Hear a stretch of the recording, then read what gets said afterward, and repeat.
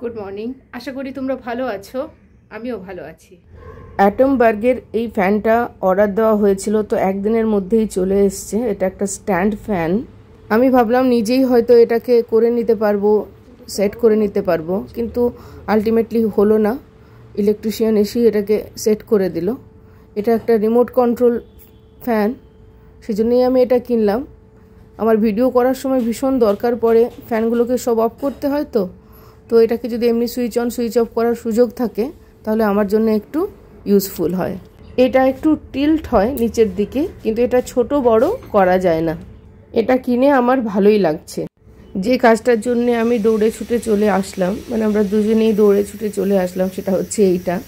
এগুলো বক্স হবে, এই জানলাগুলো, আর স্লাইডিং হবে। এই কাজটাতে এই আগুনের মতো কি একটা ব্যাপার সে তো হচ্ছে, তার সাথে প্রচুর কালো রঙের একটা ধুলোর মতো জিনিস বার হচ্ছে। আমার মাথায় ছিল এই পুরো গ্রিলটাই খোলা হবে, কিন্তু বলল পুরো গ্রিলটা খুললে অনেক ভাঙাভাঙি করতে হবে, সেই জন্য ওরা ফ্রেমটা রেখে শুধু মাঝখানের যে রডগুলো আছে ওটাকেই কেটে নিচ্ছে। তাছাড়া এটা করতে তো সময় লাগবে, সেই জন্যে এই জানলাটা রেখেই দিচ্ছে। ওরা যেদিন ওরা লাগাবে সেই দিন খুলবে, সেই দিনই লাগাবে। কোথা থেকে শুরু করি? আজকে এই জানলাগুলোর গ্রিলগুলো ভেঙে নিয়ে গেল, তো পুরো ঘর একদম ওই কালো রঙের একটা ধুলোতে ধুলো হয়ে গেছিলো। পুরো হয়ে গেছিলো মানে এখনও প্রায় ধুলো ধুলোই আছে। আমি যতটা পারলাম একবার ঝাঁট দেওয়া হলো, আবার বিকেলে আসবে সুভদ্রা, তখন আরেকবার ঝাঁট দেবে। আর এখন তো এগুলো এরকম হতেই থাকবে, মানে ওয়ান আফটার অ্যানাদার। এটা হলো এই বিছানা টিছানাগুলো সব একদমই যে কালো রঙের ধুলোতে ভরে আছে, আমি তার মধ্যেই বসে আছি, কিছু করতেও ইচ্ছে করছে না। আরেকটা বড় সমস্যা হয়েছে, সেটা হচ্ছে ফ্রিজটা কাজ করছে না। আমার যেটা বড় ফ্রিজ সেটা কাজ করছে না। ওটা যখন আমি যেদিন আমি এলাম সেদিন দেখছি ওটা ট্রিপ করে গেছে, মানে ওই লাইনটাই, মানে এমসিবিতে ওই লাইনটা ট্রিপ করে গেছে। তো ফ্রিজে যা কিছু জিনিস ছিল সবগুলো ফেলা টেলা এসব করলাম। আমার ভিডিও একদমই করা হয়নি, মাথাটা একদম গরম হয়েছিল, মানে মাথাটা যেটা হচ্ছে এটা কি, এই জিনিসটা আরেকবারও হয়েছিল। এটা ফ্রিজের প্রবলেম নাকি কারেন্টের লাইনের প্রবলেম সেটা আমি বলতে পারবো না। তো যাই হোক, আজকে ফ্রিজকে ডাকা হলো, কেন কি ফ্রিজের কুলিংটা হচ্ছে না, নিচে নামছে না টেম্পারেচারটা কিছুতেই। তো আজকে যখন ডাকা হলো, ও তো বললো নাকি ওটা সার্ভিসিং করে দিয়ে গেল। হয়ে গেলে ভালো, না হলে এই চেঞ্জ করতে হবে, সেই চেঞ্জ করতে হবে, অ্যান্ড ফাইনালি দরকার হলে কম্প্রেসার চেঞ্জ করতে হবে। কম্প্রেসার চেঞ্জ করার জন্যে চাই পারচেজ বিল। সেই বিল অবভিয়াসলি আমাদের কাছে নেই। আমি দুনিয়ার বহু রকমের আজে বাজে জিনিস গুছিয়ে পাতিয়ে রেখেছি, কত দিন থেকে, কত দিনের কত পুরনো ঝুরনো জিনিস, কিন্তু যেটা দরকারি জিনিস সেটা নেই, সেটা পেলাম না। এই ফ্রিজের টেম্পারেচারটাও করে দিয়ে গেল। আগে একটু কম ছিল, 3 থেকে 6 এই ডিগ্রিতে যাচ্ছিল, আর এখন আবার টেম্পারেচারটা ধীরে ধীরে বাড়ছে ওই সার্ভিসিং করার পর। এই যে পাকা আম, আসলে এটা কাঁচা আমি এনেছিলাম মানবাজার থেকে। ওটা যদি পেকে যাচ্ছে তো সেটাকে ফ্রিজের মধ্যে রাখছি।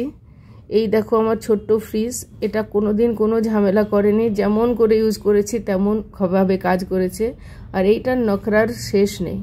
সবার কথা কেটে এসেছি এবারে, তো তার পানিশমেন্ট ভগবান আমাকে দিয়ে দিয়েছে। দেখাচ্ছি কি কি হচ্ছে আমার সাথে এখানে আসার পর থেকে। আমাদের এটার একটা, আমি এসেই দেখি এটার একটা ডাউন আছে, মাইক্রোওয়েভ কাজ করছে না। মাইক্রোওয়েভটা খুললে দেখো, এটা অন আছে, এটা চলতে নিজে নিজেই চলছে, আর এইখানটা কোনো কাজ করছে না। ফ্রিজটার কি হয়েছে, এই ফ্রিজটাতে এই যে টেম্পারেচারটা, যেটা এটা -21 হওয়ার কথা, সেটা আছে 13 ডিগ্রি। এটা অনেক চেষ্টা করলাম, ঠিক হলো না। তো সার্ভিস সেন্টার থেকে একজন এসেছিল, তাকে আমি যাই কোশ্চেন করি ও তার পরিপ্রেক্ষিতে আমাকে একটা কোশ্চেন করে। সে যাই হোক, কিন্তু ও সার্ভিসিং করে নিয়ে যেটা করে দিয়ে গেল, যেটা আমার 3 ডিগ্রি হয়ে গেছিলো ডাউন হয়ে টেম্পারেচারটা, সেটা এখন 13 ডিগ্রি দেখাচ্ছে। 10 ডিগ্রি টেম্পারেচারটাকে বাড়িয়ে দিয়ে গেছে। আরেকটা ক্রাইসিস, সেটা হচ্ছে এগুলোর কোনো বিল আমাদের কাছে নেই, সব হারিয়ে গেছে। একটা টিভি কেনা হয়েছিল আর এই ফ্রিজটা কেনা হয়েছিল, কখন কেনা হয়েছিল আমার তো একদমই মনে ছিল না। সার্ভিস সেন্টার থেকেই বললো এটা 2019-এ কেনা হয়েছে, কিন্তু 2019-এ কেনা হয়েছে, ওদের কাছে সব খবরাখবর থাকা সত্ত্বেও that will not be considered as a purchasing bill. ওটার জন্য তোমার ওই হার্ড কপিটা দরকার, যেটা মানে তোমার যদি কোনো ওয়ারেন্টি তুমি অ্যাভেল করতে চাও, then you need that hard copy of purchase bill. ঠিক আছে, তো এই চলছে এখন আমাদের। আসার পর থেকে সব জিনিসগুলো কিছু না কিছুভাবে কাজ করছে না। একটা ভীষণ বড় অন্যায় আমরা করি, অবশ্যই সবসময় সুইচ অন করে দিয়ে চলে যাই। ফ্রিজ তো খ্যার আমি এই জন্যেই অন করে দিয়ে যাই, কারণ কি ফ্রিজের মধ্যে অনেক জিনিস থাকে, ওটাকে বার করে ক্লিন করে যাওয়া সবসময় সম্ভব হয় না, করাই যেতে পারে। আর এরপর থেকে অবশ্যই সেটাই ট্রাই করে দেখব, যেটা ওল্ড, যে কোনো জিনিসের না ওল্ড ট্র্যাডিশন যেটা থাকে সেটাই ভালো। আগে আমরা সবসময় ফ্রিজ অফ করে দিয়েই যেতাম। তারপর থেকে এই নতুন ধরনের ফ্রিজগুলো আসার পর থেকে একটা কিছু থিওরি আসলো যে ফ্রিজ অফ করে বেশি দিন রাখাটা ঠিক নয়, এইসব নানা রকম, ফ্রিজ অন করে রাখলেই ভালো। তো সেই তখন থেকে ফ্রিজ অন করে রাখাটা, যেহেতু ওই থিওরিটা আমাদের শ্যুট করে যাচ্ছে, কেন কি আমাকে আর আলাদা করে ওটাকে পরিষ্কার কিছু করতে হচ্ছে না, তো তখন থেকে ওটা ওরকমই থেকে যেত। তো এই রকম আর কি, এই চলছে। অনেক দিন পর নিউট্রিলার কচু, একটু চিকেন মশলা আর পেঁয়াজ রসুন টমেটো আদা এইসব দিয়ে, এটা হচ্ছে মুসুরের ডাল আর পেঁয়াজ দিয়ে করলা ভাজা। করলা ভাজা খেতে খেতে যদি বোর হয়ে গিয়ে থাকো তাহলে এরকম করে দেখতে পারো, এটা খেতে বেশ ভালো লাগে। আলটিমেটলি আরবান কোম্পানিকে ডাকা হলো, দেখা যাক ওদের সাথে এক্সপিরিয়েন্সটা কেমন হয়। এই স্কার্টিংটা ভাঙা হবে, তবে গিয়ে এখানে লিপ স্পেসের ওই যে ওয়ার্ডরোব যেটা আসবে সেটা, স্কার্টিংটা ভেঙে দিতে হবে, সেটার জন্য ওদের লোক পাঠাবে, সে এসে ভাঙবে, তার জন্য 700 টাকা লাগবে। বেশ কিছুদিন পর খাবার দাবার দেখাচ্ছি, এই আর কি, এই যা রান্না করলাম তাই। রডের কাজ যারা করছে তারা নিজেদের মেশিনগুলো এখানে রেখে দিয়ে যায়।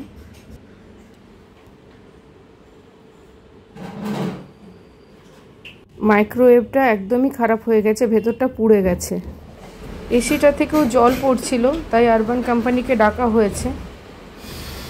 লিভ স্পেসের এই জিনিসগুলো ওরা রেখে গেছে, যেটা কাল ইনস্টল হওয়ার কথা। রুটিটা কিনে আনা হলো, আর এটা চিকেন বানাচ্ছে, ওদের অর্ডার দিলে বানিয়ে দেয়, আমি নিইনি। তো আজকের দিনটা এভাবেই শেষ হলো, খুব একটা গ্রেট ডে নয়। আশা করি কালকে আরেকটু ভালোভাবে তোমাদের সামনে আসতে পারবো। ভালো থেকো সবাই, আবার দেখা হবে।